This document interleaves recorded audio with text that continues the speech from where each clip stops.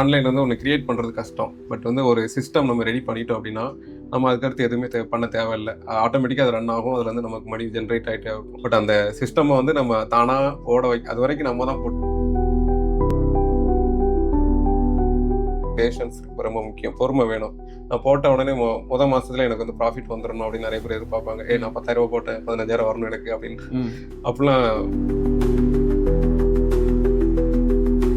இப்போ வந்து நான் பிகினராக ஸ்டார்ட் பண்ணுறேன் அப்படின்னா, நான் ஒரு ப்ராடக்ட் வாங்க போகிறேன். ஒரு ப்ராடக்ட் வந்து மைண்டில் இருக்குது, அதை நான் வாங்க போகிறேன் அப்படின்னா, அந்த ப்ராடக்ட் வந்து ஆல்ரெடி எவ்வளோ சேல் பண்ணிட்டு இருக்காங்க நம்ம போய் செக் பண்ணுவேன். வந்து எனக்கு 100 ரூபாய்க்கு கிடைக்குது, வெளியில் 300 ரூபாய்க்கு சேல் பண்ணுறாங்கன்னா 100 டெலிவரி 70 ஜிஎஸ்டி பேக்கிங் எல்லாம் போக பரவாயில்ல, எனக்கு ஒரு 50 ரூபா கிடைக்கு அப்படின்னு இந்த மாதிரி இதெல்லாம் நான் வந்து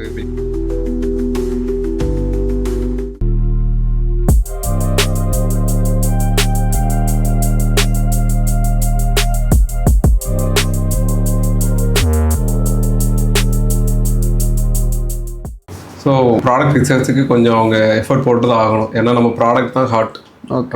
நம்ம சூஸ் பண்ண ப்ராடக்ட் தான் வந்து நம்ம பிஸ்னஸே வந்து முடிவு பண்ண போகுது. நான் வந்து எல்லாரும் பண்ணுற மாதிரி இப்போது அந்த தெருவில் 10 இட்லி தோசை கடை இருக்குன்னா நானும் அதே போட்டால் இதாக நான் கொஞ்சம் எக்ஸ்ட்ரா ஒரு டிஃப்ரெண்ட் ஆட் பண்ணல நீங்கள்.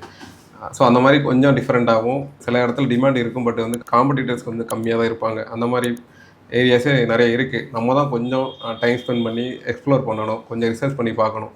நான் ஆன்லைன் வந்துட்டால் வந்து ஆன்லைன் வந்து ஒன்று கிரியேட் பண்ணுறது கஷ்டம். பட் வந்து ஒரு சிஸ்டம் நம்ம ரெடி பண்ணிட்டோம் அப்படின்னா நம்ம அதுக்கடுத்து எதுவுமே பண்ண தேவையில்லை. ஆட்டோமேட்டிக்காக அது ரன் ஆகும். அதில் வந்து நமக்கு மணி ஜென்ரேட் ஆகிட்டே இருக்கும். பட் அந்த சிஸ்டமை வந்து நம்ம தானாக ஓட அது வரைக்கும் நம்ம தான் பிடிச்சி தள்ளணும். அது தானாக ஓட ஆரம்பிச்சிருச்சு அப்படின்னா அதுலேருந்து நமக்கு வந்து மணி ஈஸியாக ஜென்ரேட் ஆகும். பட் அது வரைக்கும் அந்த பேஷன்ஸ் வந்து நிறைய பேர்கிட்ட இல்லை. நான் வந்து என்னோடய வீடியோக்கள்லேயும் சரி தொடர்ந்து சொல்கிறது என்னென்னா, இ-காமர்ஸ்குள்ளே நீங்கள் வரீங்க அப்படின்னா உங்களுக்கு வந்து பேஷன்ஸ் ரொம்ப முக்கியம். பொறுமை வேணும். நான் போட்ட உடனே முதல் மாதத்துல எனக்கு வந்து ப்ராஃபிட் வந்துடணும் அப்படின்னு நிறைய பேர் எதிர்பார்ப்பாங்க. நான் 10,000 ரூபாய் போட்டேன், 15,000 வரணும் எனக்கு அப்படின்னு. அப்படிலாம் இருக்க முடியாது. ஸோ பேஷன்ஸ் வேணும். வந்து இப்போ நிறைய பேர் வந்து ஒரு ப்ராடக்ட் எடுப்பாங்க, எடுத்துகிட்டு அது சேல் ஆகலை அப்படின்னு டவுன் ஆகிடுச்சு, அவ்வளோதான் எனக்கு இ-காமர்ஸ் செட் ஆகுது அப்படின்னு நினச்சி போயிடுவாங்க. ஆக்சுவலாக இதையுமே நான் ஒரு கொஸ்டின் வச்சிருந்தேன், இ-காமர்ஸ் பண்ணுறதுக்கு வந்து பேஷன்ஸாக இருக்கணுமா இல்லை ஃபாஸ்ட் மூவிங்காக இருக்கணுமா அப்படின்னு கேட்கலான்னு வச்சிருந்தேன். ஆனால் நீங்கள் அதுக்கு ஆன்சர் இப்போ சொல்லிட்டீங்க. ஆமாம் கண்டிப்பாக எந்த ஒரு பிஸ்னஸாக இருந்தாலும் பேஷன்ஸ் வேணும். நீங்கள் நான் எந்த ஒரு பிஸ்னஸாக இருந்தாலுமே அது வந்து ஃபஸ்ட்டே எடுத்த உடனே பிக்கப் ஆகாது. அப்படி பிக்கப் ஆச்சுன்னா டக்குன்னு இறங்க போகுதுன்னு அர்த்தம். ஓவராக ஹைப் ஆச்சுன்னா இறங்கிடும். கிராஜுவலாக மூவ் ஆகும் நமக்கு. அப்படி இருந்தால் தான் நமக்கு வந்து பிஸ்னஸ் வந்து ரன் ஆகிட்டே இருக்கும். ஸோ அந்த பொறுமை வேணும். அது வந்து பிக்கப் ஆகிற வரைக்கும் நம்ம இருக்க மாட்டாங்க. ஐயோ ஒரு மாதம் வந்து திடீர்னு டல் ஆகும், அடுத்த மாதம் இதாகும். ஸோ எந்த இடத்துல நம்ம மிஸ் ஆகுறோன்னு பார்த்து அதை சரி பண்ணணும். இப்போ எனக்கு ஒரு ப்ராடக்ட் வந்து சில பேர் என்ன பண்ணுவாங்கன்னா, பர்டிகுலர் கேட்டகரியில் எமோஷனலாக ஃபிக்ஸ் ஆகிடுவாங்க. எனக்கு இந்த கேட்டகரி நான் வந்து போனால் இந்த ட்ரெஸ்ஸு தான் நான் பண்ணுவேன், அதில் ஃபிக்ஸ் ஆகிடுவாங்க. அது ரிலேட்டடாக ப்ராடக்ட் பண்ணுவாங்க. பட் வந்து நிறைய காம்படிஷன் இருக்கிறதுனால சேல் ஆகாது. அடுத்த கேட்டகரி தேடி போக மாட்டாங்க. அதுலேயே நான் பண்ணால் வந்து க்ளோத்திங் தான் பண்ணுவேன், அடுத்து க்ளோத்திங்கில் இன்னொரு போடுவாங்க. அதுவுமே சேல் ஆகாது. அதை விட்டுட்டு எனக்கு எண்ட் ஆஃப் த டே நான் வந்து ஒரு ப்ராடக்ட் வந்து சேல் பண்ணணும், அதுலேருந்து எனக்கு காசு வரணும். நான் மேனுஃபேக்சர் பண்ணல, நான் ரீசேல் தான் பண்ணலன்னா எனக்கு வந்து ஏகப்பட்ட ப்ராடக்ட்ஸ் இருக்குது.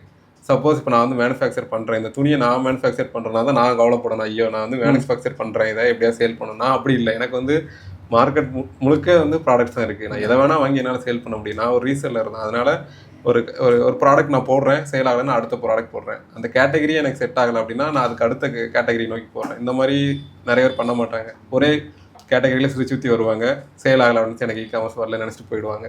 ஸோ ஒரு எமோஷனலாக முடிவு எடுக்கக்கூடாது. பிஸ்னஸை பொறுத்த வரைக்கும் அனலிட்டிக்கலாக தான் இருக்கணும். நம்ம வந்து ரிசர்ச் பண்ணணும்.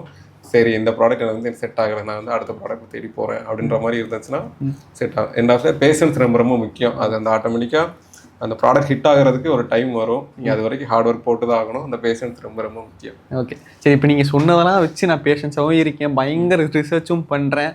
இது நீங்கள் சொன்னதெல்லாம் ஃபாலோ பண்ணிட்டு நான் இன்வெஸ்ட் பண்ணுறேன் அப்படின்னா அப்ராக்சிமேட்டாக எத்தனை நாளில் நான் வந்து ரிட்டர்ன் எக்ஸ்பெக்ட் பண்ண முடியும் ப்ராஃபிட்டாக? அது வந்து சர்வைவிங் மோடில் தான் இருக்கும். நம்ம ஸ்டார்டிங்கில் எப்படி மீன்ஸ், இப்போ நான் வந்து ஒரு 10,000க்கு ஒரு ப்ராடக்ட் வாங்குறேன்னு வச்சுக்கோங்களேன். 10,000க்கு ப்ராடக்ட் வாங்குறேன், சேல் ஆயிடுச்சு. நான் பிஸ்னஸ் எக்ஸ்பேண்ட் பண்ணல, அடுத்து 15,000க்கு நான் வாங்கணும்ல. வந்த 10,000 தாண்டி எக்ஸ்ட்ரா 1000 போடணும். அதுக்கடுத்து நான் பிஸ்னஸ் எக்ஸ்பேண்ட் பண்ணணும்ல. 15,000க்கு வாங்குற இடத்துல நான் 25,000க்கு வாங்கணும்ல. அப்போ நான் ப்ராஃபிட்டை வந்து ஒரு கட்டம் வரைக்கும் நான் வந்து பார்க்கவே முடியாது. பிஸ்னஸை எக்ஸ்பேண்ட் பண்ணுறதுல தான் நான் வந்து இப்போ நான் 15,000க்கு ப்ராடக்ட் வாங்கிட்டேன், நிறைய ஆர்டர் வர ஆரம்பிச்சிருச்சு அப்படின்னா நான் சென்னையில் இருக்கிற ஹோல்சேலர்கிட்ட இருந்து நார்த்லேருந்து வாங்குவேன். நார்த்லேருந்து வாங்கும்போது பல்க் குவான்டிட்டியில் வாங்கணும். இங்கே நான் 50,000க்கு வாங்கினா நாங்கள் போயில 1,00,000 வாங்கணும். நான் எக்ஸ்ட்ரா காசு வாங்கி மறுபடியும் உள்ளே போடணும். அப்படியே அந்த ரொட்டேஷன் தான் இருந்துகிட்டே இருக்கும். ஓகே. ஸோ அந்த ஒரு சர்வைவிங் மோடிலேருந்து வெளியில் வர்றதுக்கு மினிமம் ஒரு 6 months ஆகும் இந்த இதுலேருந்து வர்றதுக்கு மினிமம். சூப்பர். அந்த சர்வைங் மோடை தாண்டினா தான் நம்ம ப்ராஃபிட் அப்படிங்கிறது. ஏன்னா பிஸ்னஸை பொறுத்த வரைக்கும் ப்ராஃபிட் வந்து தெரியாது. நிறைய பேர் இந்த கேஷ் மேனேஜ்மெண்ட் பண்ண மாட்டாங்க. வாங்குவாங்க, உள்ளே போடுவாங்க, காசு வரும் கொஞ்ச நாள் கழிச்சு, ரிட்டர்னும் ஆகும், லாஸும் ஆயிருக்கும், மறுபடியும் ப்ராடக்ட் வாங்குவாங்க. அப்படி ஒரு லூப் போயிட்டே இருக்கும். பட் எவ்வளோ காசு செலவு பண்ணோம் அப்படின்றத மானிட்டர் பண்ண மாட்டாங்க. அந்த லூப்லேயே சிக்காமல் இருக்கும். அதே மாதிரி நம்ம பிஸ்னஸே எக்ஸ்பேண்ட் பண்ணணும்.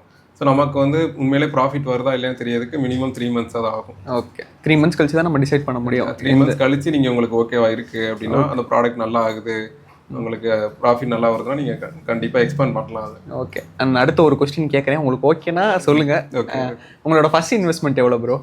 நீங்கள் ஆரம்பிக்கிறப்ப பிஸ்னஸ்? நாங்கள் ஆரம்பிக்கும் போது 10,000 ஆரம்பிச்சோம். 10,000 ஆரம்பிச்சிங்க. என்ன ப்ராடக்ட் வச்சு ஆரம்பிச்சிங்க ஃபஸ்ட்டு?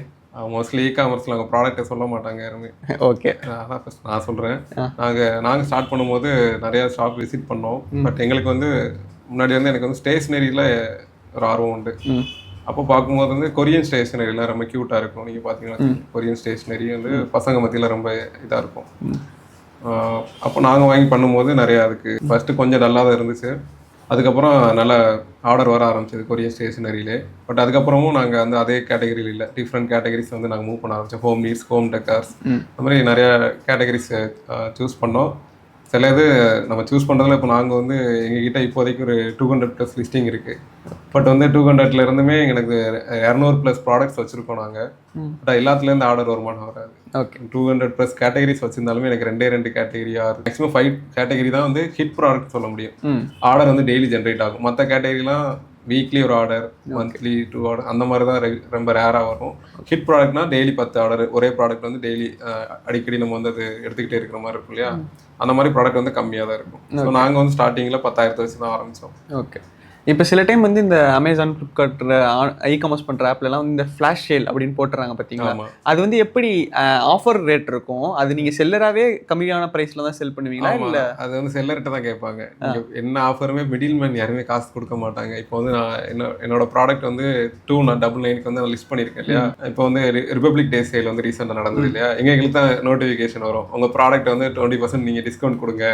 ஓகே, ரிபப்ளிக் டேஸ் வருது, நீங்கள் வந்து உள்ள வரீங்களா, 20% ஆஃபர் தெரியா? நீங்க உள்ள வந்தா மட்டும்தான் ஆட்டத்துக்கே உள்ள சேர்த்துப்பாங்க. அந்த மாதிரி ரிபப்ளிக் டேஸ் வந்து நான் வந்து கண்டக்ட் பண்ண போறேன், 20% ஆஃபர் தரேன்னா சொல்லி உன் ப்ராடக்ட் இன்னும் கொஞ்சம் பேர் காமிக்கிறேன் அப்படிம்பாங்க. அந்த மாதிரி அதுக்கும் வந்து செல்லர் தான் காசு கொடுத்தாக்கணும். ஓகே, இப்போ எனக்கு வர வேண்டிய ப்ராஃபிட் 100 ரூபாய் வருதுன்னா சரி ஓகே பரவாயில்ல, எப்படியாவது ஸ்டாக் போனால் போதும் 50 ரூபா கம்மி பண்ணி கொடுக்கும். அப்போ வந்து உங்களுக்கு ஹாப்பியாக இருக்குமா சேடாக இருக்குமா? ஏன்னா வந்து ப்ராடக்ட்ஸ் அதிகமாக வரும், சேல் வந்து பயங்கரமாக போகும், ஆனால் ப்ரைஸ் வந்து நீங்கள் கொஞ்சம் எக்ஸ்பெக்ட் நார்மலாக பண்ணுற ப்ரைஸை விட கம்மியாக தான் இருக்கும். இப்போ வந்து உங்களுக்கு சந்தோஷமா இருக்குமா இல்லை எப்படி ஏண்டான்ற மாதிரி இருக்குமா?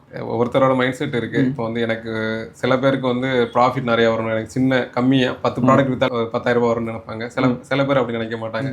சில பேர் வந்து எனக்கு ஒரு ஆர்டரில் 20 ரூபா கிடைச்சா போதும், நான் 100 ஆர்டர் போட்டு அந்த காசு எடுத்துக்கிறேன். ஓகே, 2 மைண்ட் செட் இருக்கும். அந்த ஒரு ப்ராடக்ட் விற்று 1000 ரூபாய் எடுக்கிறது இருக்கு, 100 ப்ராடக்ட்டை 10 ரூபா கொடுத்து 1000 ரூபாய் எடுக்கிறது இருக்கு. சில பேர் வந்து எனக்கு இந்த ஆர்டர் போனால் பரவாயில்ல, 50 ரூபா கிடைச்சாலும் பரவாயில்லன்னு நினைப்பாங்க. அந்த மாதிரி இருக்கிறவங்களுக்கு இந்த மாதிரி ஆஃபர் வந்து நல்லதுதான். இருக்கிற ஸ்டாக்ல கிளியர் பண்ணிட்டு புதுசாக எடுத்துப்பாங்க. ஓகே, அது இல்லாமல் நிறைய கிளியர் ஆகாத பொருளை தான் இந்த மாதிரி சைடில் கிளியர் பண்ணுவாங்க. இப்போ எனக்கு நிறைய டெட் ஸ்டாக் இருக்கு அப்படின்னா 200 ரூபாய்க்கு வாங்கினேன், அதே 200 ரூபாய் எனக்கு வந்தாலே போதும், எனக்கு ப்ராஃபிட்லாம் வேண்டாம் நான் அப்படின்னு 50% ஆஃபர் கூட போட்டு இந்த கிளியரன்ஸ் எல்லாம் சொல்லுவாங்க இல்லையா, அந்த மாதிரி போட்டு கிளியர் பண்ணுறோம். ஓகே, இப்போ வந்து நீங்கள் இப்போ என்ன 1.5 இயர்ஸாக வந்து உள்ள இ-காமர்ஸில் இருக்கீங்க. இப்போ வந்து உங்களுக்கு ஒரு எக்ஸ்பீரியன்ஸ் கிடச்சிருக்கும் இல்லையா? இப்போ மறுபடியும் உங்களை போய் ஃபஸ்ட்டு ஸ்டெப்பில் விட்டோன்னா நீங்கள் பண்ண போகிற முதல் விஷயம் என்னவா இருக்கும்? நீங்கள் எப்படி ஆரம்பிப்பீங்க மறுபடியும் அதை ரிட்டர்ன்? ப்ராடக்ட் கண்டிப்பாக ரிசர்ச் பண்ணுவேன். இப்போ இருக்கிற ப்ராடக்ட் வந்து நல்லா ரிசர்ச் பண்ணிவிட்டு ரொம்ப டைம் எடுத்துக்க மாட்டேன்.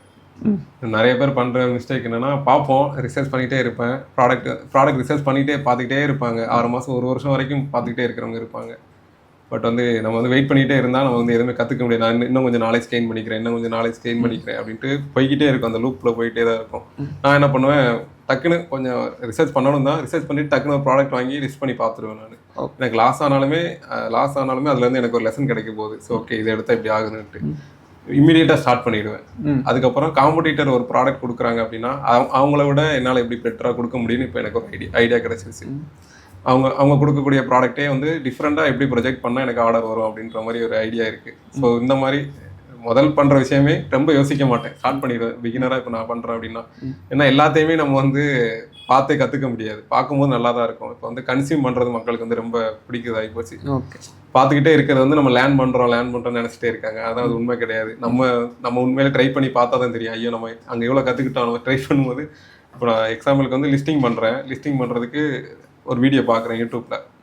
பார்க்கும்போது எனக்கு எல்லாமே தெரிகிற மாதிரி இருக்கும். பட் நானே லிஸ்டிங் பண்ணும்போது நிறைய டவுட் வரும். நம்ம பார்த்துக்கிட்டே இருக்கேன் அப்படின்னா என்னால் கற்றுக்கவே முடியாது.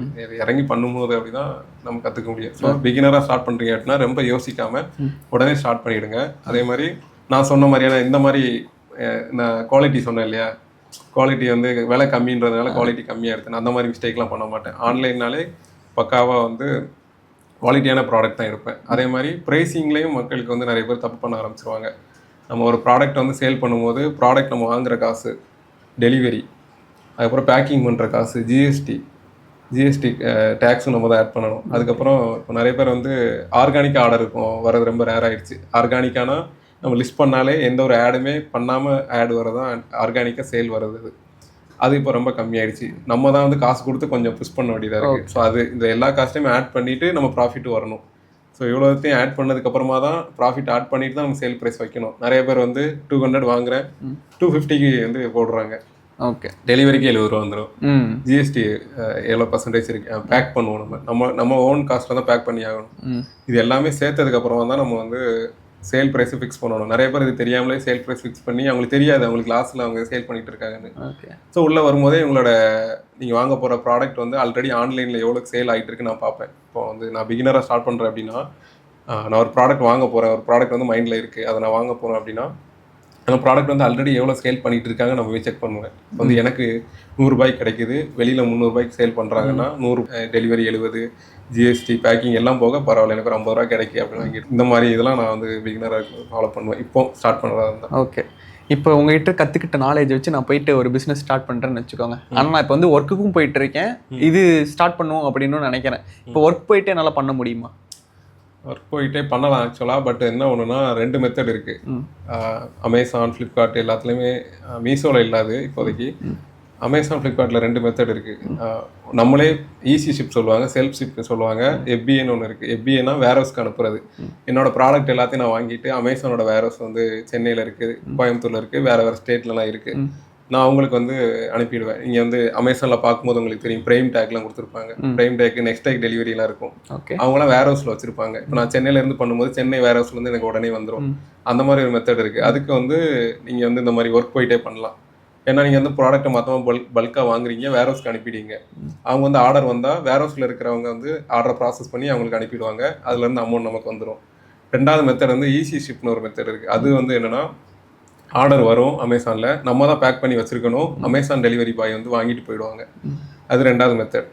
இதுக்கு வந்து வீட்டில் ஒரு ஆள் கண்டிப்பாக இருந்தே ஆகும். நீங்கள் வேலைக்கு போயிட்டீங்க அப்படின்னா டெலிவரி பாய்க்கு வந்து அதை இன்னொரு மெத்தட் இருக்குது. நம்ம வந்து பேக் பண்ணி வச்சுட்டு போயிடலாம், நீங்கள் எடுத்துகிட்டு போயிருங்க அப்படின்னு அவங்களுக்கு இன்ஃபார்ம் பண்ணலாம். பட் அவன் டெலிவரி பாயோட நல்ல ரேப்போ இருக்கணும். திடீர்னு வந்து ஆள் மாறிட்டே இருப்பாங்க. நம்ம எந்த இடத்துல வந்து வீடு சேஃப் இல்லை, நம்மளோட ப்ராடக்ட் யாராவது இப்போ நான் வச்சுட்டு போகிறேன் நீங்கள் எடுத்துகிட்டு போங்கன்னா இருக்குங்களா. ஸோ எனக்கு வீட்டில் ஒரு ஆள் எப்போவுமே இந்த டெலிவரி ஹேண்டில் பண்ண ஒரு ஆள், பெரியவங்க இருந்தால் கூட போதும். நீங்கள் வந்து காலையில் பேக் பண்ணி ரெடி பண்ணி வச்சுட்டு போயிட்டு அவங்க வந்து ஹேண்ட் ஓவர் மட்டும் பண்ணி எடுத்து மட்டும் கொடுக்குற மாதிரி இருக்குது. ஸோ அதுதான் 2 மெத்தட் இருக்குது. உங்களுக்கு இதை நீங்கள் எதனாலும் சூஸ் பண்ணிக்கலாம். ஓகே. அண்ட் வந்து இப்போ கொஞ்சம் வருஷத்துக்கு முன்னாடி ஒரு ஹேஷ்டேக்னு இல்லை, ஒரு லைன் மாதிரி ஒன்று வந்து ஃபேமஸாக இருந்துச்சு. என்னென்னு பார்த்தீங்கன்னா, ஆர்டர் போடு, ரீல் போடு, ரிட்டன் போடு அப்படின்ட்டு. இப்போ இந்த இ-காமர்ஸ் பண்ணுறதுல வந்து ரிட்டன் வந்து எக்கச்சக்கமாக வரும் இல்லையா? நார்மலாக நீங்கள் ஃபேஸ் பண்ணுறது அது சில அப்ளிகேஷன்ஸில் வந்து ரொம்பவே ரிட்டர்ன்ஸ் அதிகமாக இருக்கும். அது எப்படி நீங்கள் ஃபேஸ் பண்ணுறீங்க? எந்த அளவுக்கு ஒரு இதுக்கு வந்து அதிகமாக பூம் ஆகுதோ அதுக்கேற்ற மாதிரி டிஸ்அட்வான்டேஜஸும் சேர்த்து தான் உள்ளே வரும். சில மக்கள் வந்து அப்படி இருக்க தான் செய்கிறாங்க. இப்போ என்னன்னா, கிளாத்திங் தான் இருக்கிறதுல அதிகமாக ரிட்டன் வரக்கூடிய ஒரு கேட்டகரி. என்னன்னா இப்போ ஏன்னா சைஸ் ரிலேட்டடாக இருக்கிறது எல்லாமே நமக்கு வந்து அதிகமாக ரிட்டன் ஆகும். இப்போ நான் ஒரு ஷர்ட் வந்து ஆர்டர் போடுறேன். இப்போ நான் வந்து இப்போ எனக்கு வந்து எக்ஸல் தான் கரெக்டாக இருக்குன்னு நினச்சி ஆர்டர் போடுவேன். பட் அந்த பிராண்டுக்கு வந்து எக்ஸல் மக்கள் வந்து சைஸ் சார்ட் அவ்வளோவா செக் பண்ணவே மாட்டாங்க. முன்னாடி ஒரு பிராண்டில் நான் எக்ஸல் எடுத்தேன் அப்படிங்கிறத, ஏன்னா எல்லா பிராண்டுமே சைஸ் சார்ட் கொடுத்துருப்பாங்க, அதை செக் பண்ணாமல் ஆர்டர் போட்டுருவாங்க. அப்படி எனக்கு எனக்கு வந்து இதாக இருக்குன்னு கஸ்டமர் ரிட்டர்ன் பண்ணிடுவாங்க. நான் சொன்னேன் இல்லையா, கஸ்டமர் ரிட்டர்ன் பண்ணால் நீங்கள் தான் பே பண்ணணும், அதை நான் தான் கொடுத்தாங்க. ஸோ இந்த மாதிரி கிளாத்திங்கிற தான் அதிகமாக ரிட்டர்ன் வர கேட்டகரி. இப்போ என்ன பண்ணுறாங்க அப்படின்னா, நிறைய பேர் வந்து ஏதோ ஒரு ஃபங்க்ஷன் வருது அப்படின்னா ஒரு ட்ரெஸ் ஆர்டர் போடுறாங்க, யூஸ் பண்ணிட்டு முடிஞ்சதுக்கப்புறமா ரிட்டர்ன் போடுறாங்க. எங்களுக்குமே நிறைய நடந்திருக்கு. எங்களுக்கு வந்து நான் ஒரு வீடியோவே போட்டிருந்தேன் ஆக்சுவலாக. இப்போ நாங்கள் வந்து ஒரு ப்ராடக்ட் வந்து குழந்தைங்களோட ப்ராடக்ட் வந்து சேல் பண்ணோம். அதில் வந்து 2 இது இருக்குது, 2 கேட்டகரி இருக்குது. ஒன்று கீ கொடுத்து பண்ணுறது, இன்னொன்று பேட்டரி ஆப்ரேட்டர். ஓகே. எங்களுக்கு வந்து ஆர்டர் வந்துச்சு. நாங்கள் வந்து அனுப்புறது பேட்டரி ஆப்ரேட்டர். பேட்டரி போட்டால் அது அதிக கொஞ்சம் காசு எக்ஸ்ட்ரா. ஓகே. பட் வந்து அவர் வந்து ப்ராடக்ட் வந்து டேமேஜ்டு அப்படின்னு சொல்லிட்டு எங்களுக்கு ஆர்டர் ரிட்டர்ன் வந்துச்சு. 10 ப்ராடக்ட்டை பொறுத்தா கீ கொடுக்குற மாடல் இது டேமேஜாக வந்திருக்கு. இப்போ எங்ககிட்ட இருந்த பேட்டரி ஆப்ரேட்டர் மாடல் வாங்கிட்டு அவங்ககிட்ட இருக்கிறத எங்களுக்கு அனுப்பிட்டாங்க. ஆனால் நீங்கள் அந்த கம்ப்ளைண்ட் ரைஸ் பண்ண முடியாதா? ரைஸ் பண்ணோம். பட் வந்து செல்லர் சைடில் வந்து அதிகமாக சப்போர்ட் இருக்காது நமக்கு. நிறைய வீடியோ கேட்பாங்க, அது இல்லாமல் நிறைய ரிஜெக்ட் ஆகும். இப்போ நம்ம 10 ப்ராடக்ட் இந்த மாதிரி ரிட்டர்ன் ஆச்சு அப்படின்னா மேக்ஸிமம் 1 or 2 ப்ராடக்ட் தான் காசு திரும்ப வரும். மற்றபடி ரிட்டர்ன் ஆகிடுது. ஸோ இப்போ 10 பொருள் இருக்கும், ஒரே ஆர்டருக்கு நான் பேக் ஆஃப் 10ன்னு சில இதில் இருக்கும் இல்லையா, அப்படி ஆர்டர் போடுறாங்க. 5 எடுத்துட்டு ப்ராடக்ட் மிஸ்ஸிங் சொல்லிட்டு 5 ரிட்டர்ன் பண்ணுறாங்க. இதே தொழிலாகவே நிறைய பேர் வச்சுருக்காங்க. நிறைய பேர் வந்து துணியெலாம் ஆர்டர் போடுறாங்க, பட் எக்ஸ்ட்ரா கிழிஞ்ச துணியெல்லாம் திரும்ப வச்சு ப்ராடக்ட் ரிட்டர்ன் அப்படின்னு சொல்லிட்டு அனுப்பி விட்றாங்க. ஓகே. ஸோ இந்த மாதிரி ரிட்டர்ன்ஸ் இப்போ அதிகமாக இன்க்ரீஸ் ஆகிட்டே தான் இருக்குது. அதுவும் பெரிய பிரச்சனை தான் இப்போ இ-காமர்ஸ் பண்ணுறவங்களுக்கு. இப்போ நீங்கள் ரிட்டர்ன்ஸ் நம்ம டாபிக் பேசுகிறதுனால வந்து உங்களுக்கு வந்த ஃபன்னியான ரிட்டர்ன் இது ரீசன் என்ன? ஃபன்னியான இதுக்கெல்லாமாப்பா ரிட்டர்ன் போடுவீங்க அப்படின்ற மாதிரி இருக்கும்ல. எங்களுக்கு வந்து ஒரு ரிட்டர்ன் ரீசன் வந்து கேட்கும் ஆக்சுவலாக. இப்போ வந்து ரிட்டர்ன் எதாவது பண்ணுறாங்க அப்படின்னா ஆப்பில் கேட்கும், நீங்கள் என்ன ரீசனுக்காக ரிட்டர்ன் பண்ணுறீங்க. எங்களுக்கு நிறையா வரும் இந்த மாதிரி, எனக்கு இந்த ஆர்டர் எனக்கு தேவையில்லை அப்படின்னு. எனக்கு என்ன கிடைச்சதுன்னா, பக்கத்து கடையில் இதை விட எனக்கு நல்ல கம்மியான ப்ரைஸ் கிடச்சிருச்சு அப்படின்னு போட்டிருந்தாங்க. அது கொஞ்சம் இதாக இருந்தது. பக்கத்து கடைனா போய் வாங்கியிருக்கலாம்ல, எதுக்கு கடைலாம் கிடச்சி வாங்கியிருக்கலாமே, எதுக்கு ஆர்டர் போட்டிங்கன்ற மாதிரி இருக்கும். Okay okay. எனக்கு வந்து மைண்ட் சரியில்லை அப்படின்றதுக்கெல்லாம் ஆர்டர் போட்டிருக்காங்க. எனக்கு வந்து இப்போ இதை வச்சுக்கிற மூடு இல்லைன்னு சொல்லி போட்டிருக்காங்க. இந்த மாதிரிலாம் போடுறேன். ஓகே. அதெல்லாம் பார்க்கும்போது தான் ஃபன்னியாக இருக்கும். ஏன்னா சில இதில் ப்ரீ டிஃபைன்டாக இருக்கும், நீங்கள் இந்த இதுதான் பண்ணணும்ன்ட்டு. சில இதில் டைப் பண்ணும்போது இதை விட பக்கத்தில் எனக்கு கம்மியாக கிடச்சிருச்சு, இனிமேல் உங்களோட எங்களுக்கு தேவையில்லை அப்படின்னு போட்டு. அப்போ உங்கள் மைண்ட் செட் மாறினதுக்கு நான் இப்போ 180 ரூபா கொடுத்தாங்கன்னு என்னோட ப்ராஃபிட் போச்சுன்ற மாதிரி தான் இருக்கும். ஆனால் நீங்கள் சொல்றதுக்கப்புறம் தான் தெரியுது சேல் பண்ணுறவங்க வந்து மணி பே பண்ணணும் அப்படின்றது எனக்கு இப்போ தான் தெரியுது. நிறைய பேருக்கு தெரியல. ஆக்சுவலாக நான் மக்கள்கிட்ட இந்த ஒரு அவேர்னஸ் தான் நான் எப்போவுமே க்ரியேட் பண்ணணும்னு நினைப்போம். நான் முன்னாடி எல்லாருமே இன்னொரு இதுனா இப்போ நமக்கு ஈஸியாக ரிட்டர்ன் பண்ணிடலாம். ஏன்னா இப்போ எல்லா பிளாட்ஃபார்மே வந்து ப்ரொமோட் பண்ணுறது அதான், ஈஸியாக 7 day ரிட்டர்ன். ப்ராடக்ட் பிடிக்கலையா ரிட்டர்ன் பண்ணிவிடுங்க, ப்ராடக்ட் பிடிக்கலையா அடுத்த சைடு ரிட்டர்ன் பண்ணிடுங்க அப்படின்ற மாதிரி செல்லரை ஃபோக்கஸ் பண்ணி. ஏன்னா அவங்களுக்கு வந்து செல்லர் ஆன்போர்ட் ஆகிட்டே இருக்கணும். என்னோட பிளாட்ஃபார்ம் மற்ற பிளாட்ஃபார்ம் போயிடக்கூடாது, என்னோட பிளாட்ஃபார்மில் இருக்கணும்னு ஈஸியாக ப்ராடக்ட் வேண்டாமா ஈஸியாக ரிட்டர்ன் பண்ணிடுங்க, 7 day return policy 10 day return பாலிசின்னு சொல்லிடுறாங்க. ஈஸியாக உடனே அடுத்த சைடு ரிட்டர்ன் ஆகிடும் அப்படின்ற மாதிரி அதை தான் ப்ரொமோட் பண்ணுறாங்க பண்ணும்போது இ-காமர்ஸ் பிளாட்ஃபார்ம் எல்லாமே. இதுக்கு பின்னாடி என்னென்னா செல்லரோட வழியை பார்க்கணும். உண்மையிலேயே உங்களுக்கு ப்ராடக்ட் வந்து டிஃபெக்ட் ஆச்சு அப்படின்னா நீங்கள் வந்து ரிட்டர்ன் பண்ணலாம் ஆக்சுவலாக. பட் வந்து நிறைய பேர் வந்து ரொம்ப கேர்லெஸ்ஸாக ஆர்டர் போடுறாங்க. நம்ம என்ன பண்ணால் ரிட்டர்ன் பண்ணிக்கலாம் ஈஸியாக அப்படின்ற மாதிரி ஒரு மைண்ட் செட் மக்களுக்கு இருக்குது. பட் அதுக்கு பின்னாடி ஒரு ஸ்மால் ஸ்கேல் பிஸ்னஸ் பண்ணுறவங்க ரொம்ப பேர் இருக்காங்க. என்ன அப்படின்னா, இப்போ உமன் இருக்காங்க, இப்போ வீட்டில் வந்து வேலைக்கு போக முடியாமல் ஒர்க் ஃப்ரம் ஹோமில் ஏதாவது வேலை கிடைக்குமான்ற மாதிரி தான் அவங்க தான் இந்த மாதிரி நிறைய சேல் பண்ணுறாங்க. குடும்பத்துக்கு ஏதாவது கொஞ்சம் சம்பாதிச்சு தரலாம்னு நினைக்கிற அந்த மாதிரி விமென்ஸ் தான் அதிகமாக அதில் வந்து பண்ணுறாங்க. அப்படி இருக்கும்போது ஒரு ஸ்மால் ஸ்கேல் பிஸ்னஸ் ஓனராக பின்னாடி இருக்கிறவங்க ஈஸியாக ரிட்டர்ன் ஆகிடுச்சு அப்படின்னா அவங்களுக்கு ஒரு 4-5 ஆர்டர்ல இருந்து வர வேண்டிய ஒரு காசு, ப்ராடக்டோட காசும் போயிடும், அந்த ப்ராஃபிட்டும் போயிடும். அப்போ வந்து நம்ம பையராக வந்து நம்ம வந்து கொஞ்சம் கேர்ஃபுல்லாக கொஞ்சம் அதை மைண்டில் வச்சுக்கிட்டு நம்ம ஆர்டர் போடுறது பெட்டர். அந்த ப்ராடக்ட் வந்து உண்மையிலே உங்களுக்கு வேணுமா, கண்டிப்பாக வேணும்னா ஆர்டர் போடலாம். அப்படி போடும்போது பார்த்து ஏன்னா சில பேர் வந்து டீட்டெயிலே பார்க்க மாட்டுறாங்க. பார்க்காம ஆர்டர் போட்டு பார்த்துக்கலாம், நம்ம பிரச்சனை இல்லை, ஈஸியாக ரிட்டர்ன் பண்ணிடலான்னு போடுறாங்க. நீங்கள் வந்து லிஸ்டிங்லேயோ அந்த இமேஜஸ்லேயோ டைட்டிலையோ கரெக்டாக கொடுத்துருப்பாங்க. எல்லா செல்லர்ஸுமே மோஸ்ட்லி அவங்களோட ப்ராடக்ட்டை பற்றி எல்லா டீட்டெயிலும் கொடுத்துருப்பாங்க. நீங்கள் கரெக்டாக சைஸை பார்த்தோ அதை பார்த்தோ ஒரு ட்ரெஸ் ஏதாவது ஆர்டர் பண்ண போகிறீங்க அப்படின்னா சைஸ் சார்ட் போட்டு ஆர்டர் பண்ணுறது பெட்டர். அந்த மாதிரி ப்ராடக்ட் வந்து கண்டிப்பாக உங்களுக்கு வேணும் அப்படின்னா ரிட்டர்ன் பண்ணாமல் இருக்கிறது பெட்டர். வேணும்னு நினைக்கிறவங்க போடலாம். சில இதில் வந்து உங்களுக்கு வந்து டேமேஜ் ஆகி வரும், அந்த இதில் நீங்கள் கண்டிப்பாக ரிட்டர்ன் போட்டு தான் ஆகணும். நீங்கள் வந்து டேமேஜ் ஆன பொருளை நீங்கள் வச்சுக்கிட்டு எங்களை காப்பாற்றுங்கலாம் சொல்லலை. தேவையில்லாமல் ஆர்டர் போட்டு அதை ரிட்டர்ன் பண்ணுறது வந்து ஒரு ஹாபியாக மாற்ற வேணாம். நிறைய பேருக்கு இந்த ஆன்லைன் பர்ச்சேஸ் வந்து ஹாபியாக மாறுது. அதில் நமக்கு வந்து ஈஸியாக ரிட்டர்ன் பண்ணிடலாம் அப்படிங்கிறது அவங்க மைண்ட் செட்டில் இருக்குது. ஸோ ஆப்போசிட்டில் இருக்கிற செல்லரை பற்றி யோசிக்க மாட்டாங்க. அதுக்கான காசு அவங்க தான் கொடுத்தாகணும், அந்த பிளாட்ஃபார்ம்ஸ் யாரும் கொடுக்க போகிறது இல்லை. ஒரே ஒரு கொஸ்டின் என்னன்னா ப்ரோ, என்னன்னு பார்த்தீங்கன்னா இப்போ வந்து நீங்கள் ஆர்டர் பிளேஸ் பண்ணிட்டாங்கன்னா நீங்கள் இது பேக் பண்ணி போட்டு விட்டுருவீங்க இல்லையா? இந்த நாங்கள் ஆர்டர் பிளேஸ் பண்ணுறப்ப வந்து 4 ஆப்ஷன்ஸ் காமிக்கும். டெலிவர்டுன்னு காமிக்கும், பேக்கடுன்னு காமிக்கும், ஆன் தி வேன்ற மாதிரி காமிக்கும். உங்கள் கையை விட்டு நீங்கள் வெளியில் போயிடுச்சுனாலே நீங்கள் பே பண்ணுமா அமௌண்ட்டு? இல்லை அப்படி இல்லை. 2 ரிட்டர்ன்லேயே 2 டைப் இருக்குது. ஆர்டிஓன்னு சொல்லுவாங்க, ரிட்டர்ன் டு ஒரிஜின். அதாவது கஸ்டமர் வந்து கால் எடுத்திருக்க மாட்டாங்க இல்லையா, டெலிவரி பாய் கால் எடுக்கலையோ இல்லை அட்ரஸ் சரியில்லை, அந்த அட்ரஸில் ஆளே இல்லை அப்படின்னா ஆர்டிஓ ரிட்டர்ன் சொல்லுவோம். அதுக்கு வந்து காசு தர வேணாம் எல்லா பிளாட்ஃபார்ம்லேயும். அது நம்மளோட தப்பு இல்லை. இப்போ வந்து கஸ்டமர் வந்து ரிட்டர்ன் ஆர்டர் போட்டாங்க, பட் அவங்க வாங்கவே இல்லை, அவங்க கஸ்டமர் கைக்கே போகாமல் ரிட்டர்ன் ஆச்சு அப்படின்னா அது ஆர்டிஓ ரிட்டர்ன் டு ஒரிஜின் அப்படின்னு சொல்லுவாங்க. அதுக்கு வந்து நம்ம காசு பே பண்ண தேவையில்லை, ப்ராடக்ட் நம்ம கிட்ட வந்துடும். பட் வந்து நிறைய டேமேஜ் ஆகி வரேன்னா அது அவ்வளோ தூரம் போயிட்டு ட்ராவல் ஆகிட்டு வரும்போது நம்ம ஒரு பாக்ஸில் வச்சு அனுப்பியிருப்போம், அது டேமேஜ் ஆயிடுச்சுன்னா அடுத்த ஒரு ஆர்டருக்கு யூஸ் பண்ண முடியாது. அது கூட பிரச்சனை இல்லை, நமக்கு வந்து மணி போகாது. ஆனால் கஸ்டமர் கையில் வாங்கிட்டு பிரித்து பார்த்துட்டு ரிட்டர்ன் பண்ணிட்டாங்க அப்படின்னா அது கஸ்டமர் ரிட்டர்ன். ஓகே. அப்படி பண்ணும்போது எங்களுக்கான லிஸ்டிங் குவாலிட்டின்னு இருக்கும், எங்களுக்கு அக்கௌண்ட் ஹெல்த்னு சொல்லுவாங்க, அதுவுமே டேமேஜ் ஆகும். அடுத்த ஒரு ஆர்டருக்கு வந்து எங்களோட விசிபிலிட்டி கம்மியாகும். அமேசான் சைட்லேருந்து எங்களுக்கு ஃபைன் போடுற மாதிரி, உன்னோட ப்ராடக்ட் வந்து கஸ்டமர் பிடிக்கலன்னு சொல்கிறாங்க, அப்போ வந்து வாண்ட ஏதோ பிரச்சனை இருக்குன்னு சொல்லுவாங்க. ஸோ நீங்கள் கஸ்டமர் ரிட்டர்ன் பண்ணுறதுனால எங்களுக்கு மணியும் போகுது, அதே மாதிரி எங்களோட விசிபிலிட்டியும் கம்மியாகுது, எங்களோட அக்கௌண்ட்டும் டேமேஜ் ஆகுது. ஸோ கொஞ்சம் ஆர்டர் பண்ணுறவங்க ரெஸ்பான்சிபிளாக இருந்தால் ஓகேவாக இருக்கும். இப்போ நாங்கள் வந்து எங்கள் கையிலேருந்து ஆர்டர் பேக் பண்ணி போனதுக்கப்புறம் உங்களுக்கு அப்டேட் வரும்.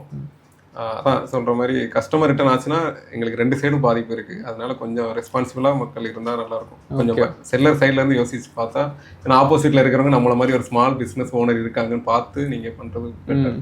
கண்டிப்பாக இனிமேல் எல்லாருமே யோசிப்பாங்க. அண்ட் இன்ஃப்ளூயன்சர் மார்க்கெட்டிங்கை பற்றி நீங்கள் என்ன நினைக்கிறீங்க? இன்ஃப்ளூயன்சர் மார்க்கெட்டிங் என்ன மாதிரி கேட்குறீங்க? இன்ஃப்ளூயன்சர் மார்க்கெட்டிங் வந்து 2 டைப் இருக்குது. ஒன்று என்னென்னா, ஒரு பிராண்ட் வந்து அவங்களோட இதை ப்ரொமோட் பண்ணணும் அப்படின்னா அவங்களோட இடத்துக்கு கூப்பிட்டு அவங்கள்ட்ட கொலாப் பண்ணுவாங்க. இன்னொன்று என்ன அப்படின்னா, ப்ராடக்ட்ஸ்லாம் எப்படி பண்ணுறாங்க அப்படின்னா, இன்ஃப்ளூயன்சர்ஸ் அந்த ப்ராடக்ட்டை வாங்கி அவங்க வந்து ரிவ்யூ மாதிரி போட்டுட்டு இந்த ப்ராடக்ட்டோட லிங்க் வேணும்னா என்னோட பயோவில் இருக்குது செக் பண்ணுங்கன்னுவாங்க. அவங்களோட அஃபிலியேட் லிங்க் சொல்லுவாங்க, அமேசான்லேருந்து ஃப்ளிப்கார்ட்லேருந்து அவங்களுக்கு அஃபிலியேட் லிங்க்னு ஒன்று கொடுத்துருப்பாங்க. அந்த லிங்க் மூலமாக யாராவது பை பண்ணாங்க அப்படின்னா அந்த ப்ராடக்ட்டுக்கு எவ்வளோ பர்சன்டேஜ் வந்து அவங்களுக்கு கமிஷன் இருக்கோ, இப்போ சம் கேட்டகரிஸ் வந்து 5% இருக்கும். 10,000 ரூபாய்க்கு வாங்குறாங்கன்னா 5% 500 ரூபாய். ஓகே. ஸோ அந்த 500 ரூபாய் வந்து அவங்களுக்கு கமிஷனாக கிடைக்கும். ஓகே. அந்த மாதிரி பண்ணுறது தான் அஃபிலியேட் மார்க்கெட்டிங். ஆனால் இப்போ சில இன்ஃப்ளூயன்சர்ஸுமே பண்ணிருக்காங்கல்ல, பை பண்ணிட்டு ரிவ்யூ மட்டும் போட்டு நிறைய பேர் ப்ரொமோட் பண்ணிருக்காங்க வேற இல்லையா? ஆமாம், நானே சில வீடியோக்களில் சொல்லியிருந்தேன், அவங்க பண்ணுறதும் இல்லாமல் மற்றவங்கள பண்ணுறதுக்கு என்கரேஜ் பண்ணுறாங்க. அப்படி பண்ணுறது ரொம்ப தப்பு இல்லையா? இப்போ நம்மளே இப்போ நீங்கள் வந்து காசு சம்பாதிக்கிறதா வீடியோ போடுறீங்க, அஃபிலியேட் மார்க்கெட்டிங் மூலமாக காசு சம்பாதிக்கிறதுக்கு வீடியோ போடுறீங்க, அந்த வீடியோ நல்லா வியூஸ் போச்சுன்னா அதுலேருந்தும் காசு வரப்போகுது, உங்களுக்கு அஃபிலியேட்லேருந்தும் காசு வரப்போகுது. அப்படி நீங்கள் காசு சம்பாதிக்க போகிறீங்கன்னா நீங்கள் கொஞ்சம் காசு இன்வெஸ்ட் பண்ணி அந்த ப்ராடக்ட் வாங்குறது தப்பு இல்லை. நீங்கள் வந்து ப்ராடக்ட்டை வாங்கிட்டு ரிட்டர்ன் பண்ணிட்டீங்கன்னா செல்லர் வந்து எங்களுக்கு லாஸ் ஆகுது, இன்னொருத்தங்களை நஷ்டப்படுத்தி நீங்கள் காசு சம்பாதிக்கணும்னு நினைக்கிறது தப்பு தானே? கண்டிப்பாக. அப்படி ஜென்யூனாக உங்களுக்கு வந்து உங்களோட ஒரு ப்ராடக்ட் நீங்கள் ப்ரொமோட் பண்ணணும்னு நினச்சிங்கன்னா காசு கொடுத்துவாங்க. அவங்களோட அப்படி ஒருத்தர் பண்ணாரு, நான் அவர்கிட்ட கேட்டேன், ஏன் ப்ரோ இப்படி பண்ணுறீங்க அப்படின்னு. சரி ப்ரோ, நீங்கள் சொல்கிறது வேலிட் பாயிண்டாக இருந்தாலுமே என்னோட வீடியோ மூலமாக நிறைய பேர் வந்து வாங்குறாங்க இல்லையா, அப்போ வந்து அந்த செல்லருக்கு வந்து லாபம் தானே அப்படின்னாரு. ஆனால் வாங்கிட்டு ரிட்டர்ன் போடுறது தானே அவர் ப்ரொமோட் பண்ணியிருக்காரு. அதான் இல்லை, நான் ஒருத்தன் தானே ரிட்டர்ன் போட்டேன், பட் என்னோட வீடியோ பார்த்து ஒரு 1000 பேர் வாங்கியிருப்பாங்கல்ல, அப்போ அவங்களுக்கு இதானே அப்படின்னாரு. ஓகே ப்ரோ, அப்படின்னாலுமே அப்படி பார்த்தாலுமே நீங்கள் பண்ணுறது வந்து எத்திக்கலாகவே தப்பு. ப்ராடக்ட் வந்து நீங்கள் உங்களோட ஒரு சுயநலத்துக்காக உங்களோட ஒரு பெனிஃபிட்டுக்காக வாங்குறீங்க, வாங்கிட்டு ரிட்டர்ன் பண்ணுறீங்க. நீங்கள் பண்ணது இல்லாமல் வந்து ஒரு ஆன்லைன் ஃபோரமில் வந்து அதை என்கரேஜ் பண்ணுறீங்க. இப்போ வாங்குற எல்லாருமே ஒரு 1000 பேர் ஓகே அப்டேட் மூலமாக நான் சம்பாதிக்கலாம் அப்படின்னு அதே மாதிரி பண்ண ஆரம்பிச்சா அப்போ ஆப்போசிட்டில் இருக்க செல்லரோட நிலைமை என்ன? அவங்க கடையை காலி பண்ணிட்டு லாஸில் தான் போகணும். ஸோ அவங்க கொஞ்சம் ரெஸ்பான்சிபிளாக நீங்கள் ஒரு ப்ராடக்ட்டை ப்ரொமோட் பண்ணுறீங்க அப்படின்னா உங்களோட ஓன் காசு போட்டு பண்ணுங்கள். இல்லை பிராண்டுக்கிட்ட நீங்கள் ரீசோர்ட் பண்ணலாம். நிறைய பிராண்ட் வந்து அவங்களே அனுப்புகிறாங்க, நம்ம பார்த்துருப்போம் நிறையா. இப்போ மொபைல்லாம் வந்து பெரிய பெரிய டெக் இன்ஃப்ளூயன்சருக்கு அனுப்புவாங்க, எங்களோட மொபைல் வந்து ரிவ்யூ பண்ணுங்க. அந்த மாதிரி நீங்கள் உங்கள்கிட்ட நல்ல ஃபாலோவர்ஸ் இருந்தால் நீங்கள் வந்து பிராண்டுகிட்ட அப்ரோச் பண்ணலாம். இந்த மாதிரி என்கிட்ட ஃபாலோவர்ஸ் இருக்காங்க, நீங்கள் வந்து எங்களுக்கு உங்களோட ப்ராடக்ட் கொடுத்தீங்கன்னா நான் வந்து ரிவ்யூ பண்ணி போடுறேன்னு. சில பேர் காசும் கொடுத்து ப்ரொமோட் பண்ண சொல்கிறாங்க, சில பேர் வந்து ஃப்ரீ இது கொடுப்பாங்க, பார்ட்டர் மெத்தட் சொல்லுவாங்க. ஓகே, உங்களுக்கு நான் வந்து என்னோட ப்ராடக்ட் அனுப்புகிறேன், நீங்கள் யூஸ் பண்ணிக்கோங்க, ஃப்ரீயாக வச்சுக்கோங்க, யூஸ் பண்ணி பார்த்துட்டு எனக்கு ரிவ்யூ கொடுங்க. பட் அப்படி வர ரிவ்யூஸ் எல்லாமே நம்ம அந்த ப்ராடக்ட்டை பற்றி நல்ல விதமாக தான் சொல்லி ஆகணும். ஏதாவது மைனஸ் இருந்தாலும் சொல்ல முடியாது. ஏன்னா காசு வாங்கிட்டோமே, காசு வாங்கிட்டோன்னா அந்த ரிவ்யூ நம்ம எதுவுமே சொல்ல முடியாது. ஓனாக காசு போட்டு வாங்கும்போது அதில் இது தான்ப்பா, இது சரியில்லைப்பா அப்படின்னு சொல்லலாம். பட் அவங்ககிட்ட காசு வாங்கிட்டா அவங்க சொல்கிறதுன்னு சொல்லி ஆகணும். ஆனால் நீங்கள் இப்போ சொல்லுங்கள், இ காமர்ஸில் மைனஸ் என்ன ப்ளஸ் என்ன? எல்லாமே தான், ரெண்டுமே தான் இருக்குது. ரெண்டுத்துல ஏதாச்சும் ஒரு 2-3 பாயிண்ட் சொன்னீங்கன்னா பார்க்குறவங்களுக்கு கொஞ்சம் யூஸ்ஃபுல்லாக இருக்கும். அதை நான் சொன்னேன் இல்லையா, அட்வான்டேஜ் என்னன்னா 2 டைப் இருக்குல்ல, நம்மளே பண்ணுறது, நம்மளே ஓனாக வெப்சைட் வச்சு பண்ணுறது, இன்னொன்று அமேசான் ஃப்ளிப்கார்ட் இந்த மாதிரி பிளாட்ஃபார்மில் பண்ணுறது. ரெண்டுமே ஓன் அட்வான்டேஜஸோட வருது. அமேசானில் பண்ணும்போது நம்ம வந்து இது பண்ணணும், சிஓடியும் இருக்குது, கேஷ் ஆன் டெலிவரியும் வரும், நமக்கு கமிஷன் கொடுக்கணும் அவங்களுக்கு. நான் விற்கிறதுல இருந்து டெலிவரி சார்ஜ் அவங்க ஃபிக்ஸ் பண்ணுறது தான். இப்போ என்னால் நானே வந்து செல்ஃப் ஷிப் பண்ணேன் அப்படின்னா 40 ரூபாய்க்கு சில ப்ரொவைடர்ஸ்லாம் இருக்காங்க, 40 ரூபாய்க்கு தமிழ்நாட்டுக்குள்ளலாம் டெலிவரி பண்ணுறாங்க. பட் வந்து அவங்க அவங்க ஃபிக்ஸ் பண்ணுறது தான் டெலிவரி சார்ஜ். 100 ரூபாய் டெலிவரி சார்ஜ் நான் வச்சிருக்கேன், 100 ரூபா கொடுனாலும் நான் கொடுத்து தான் ஆகணும். அந்த மாதிரி அவங்களுக்கு ஒரு கமிஷன் ரேட் இருக்குது. அந்த ப்ராடக்ட்டை விற்கிறதுக்கு நான் ஒரு கமிஷன் அவங்களுக்கு கொடுக்கணும். இது வந்து டிஸ்அட்வான்டேஜ். ஈஸியாக ரிட்டர்ன் வருது இல்லையா, இது டிஸ்அட்வான்டேஜ். பட் இன்னொரு அட்வான்டேஜ்னா கஸ்டமர் பேஸ் ஆகிருக்கீங்க, மில்லியன்ஸ் ஆஃப் கஸ்டமர் பேஸ் வச்சிருக்காங்க ஆல்ரெடி. ஓகே. ஸோ இது அட்வான்டேஜ். இங்கே ஓன் சைடு பார்க்கும்போது நம்மக்கிட்ட கஸ்டமர் பேஸ் இல்லை. பட் என்ன ஒன்றுனா, நான் ஓனாக பண்ணும்போது நீ எனக்கு முன்னாடியே காசு கொடுத்தா தான் நான் உனக்கு அனுப்புவேன் அப்படின்னு நிறைய பேர் சிஓடி இல்லைன்னு சொல்லிடுவாங்க. அது மாதிரி மிடில் மேன், இந்த கமிஷன் ஃபீஸ் கிடையாது. ஸோ இதில் பார்த்தா கஸ்டமர் பேஸ் இல்லை, பட் இந்த பெனிஃபிட் இருக்குது. அதில் கஸ்டமர் பேஸ் இருக்குது, அந்த இது இருக்குது. எது வேணும்னு நம்ம தான் சூஸ் பண்ணி. ஓகே. இப்போ வந்து ரீசெண்டாக வந்து இ-காமர்ஸில் வந்து ஸ்கேம்ஸ் வந்து நிறைய நடந்துகிட்டே இருக்கு இல்லையா, அந்த ஸ்கேம்ஸ் பற்றி கொஞ்சம் எடுத்து சொல்லுங்கள். ஸ்கேம்ஸ்னால் மோஸ்ட்லி இப்போ பையர்ஸ் பண்ணுற ஸ்கேம்ஸ் சொல்லியிருந்தேன் ஆல்ரெடி. இந்த மாதிரி வாங்கிட்டு ரிட்டர்ன் பண்ணுறாங்கன்னு நிறைய பேர் வந்து ப்ராடக்ட்டை எடுத்துகிட்டு வேறு ப்ராடக்ட் அனுப்புறது, புதுசு எடுத்துகிட்டு பழசு அனுப்புறது, அந்த மாதிரி ஸ்கேம்ஸ் இருக்குது. வாங்குறவங்களுக்கு என்ன மாதிரி ஸ்கேம்ஸ் வந்து நம்ம நிறைய கேள்விப்பட்டிருப்போம். அமேசான் வந்து ஐஃபோன் ஆர்டர் பண்ண செங்கல் வச்சு அனுப்புகிறாங்க அப்படின்ட்டு. ஒரு செல்லர் சைட்லேருந்து அப்படி பண்ண முடியாது ஆக்சுவலாக மோஸ்ட்லி. ஏன்னா நம்ம எல்லா டேட்டா கொடுத்து, என்னோட எல்லா டேட்டாவும் கொடுத்து தான் நான் அக்கௌண்ட் ஓப்பன் பண்ணியிருப்பேன். என்னோட பேன்லேருந்து ஜிஎஸ்டி, என்னோட எல்லா ப்ரூஃப்மே கொடுத்து தான் நான் வந்து அதில் செல்லராக இருக்கேன். ஸோ வந்து என்னால் அதில் வந்து ஸ்கேம் பண்ணுறதுக்கு மோஸ்ட்லி முடியாது. ஸோ ஆர்டர் வந்து ப்ராசஸ் ஆகிட்டு கஸ்டமர் கிட்ட போகுது இல்லையா, அந்த பிட்வீன் கேப்பில் தான் அது எங்கேயோ வந்து மாற்றுறாங்க.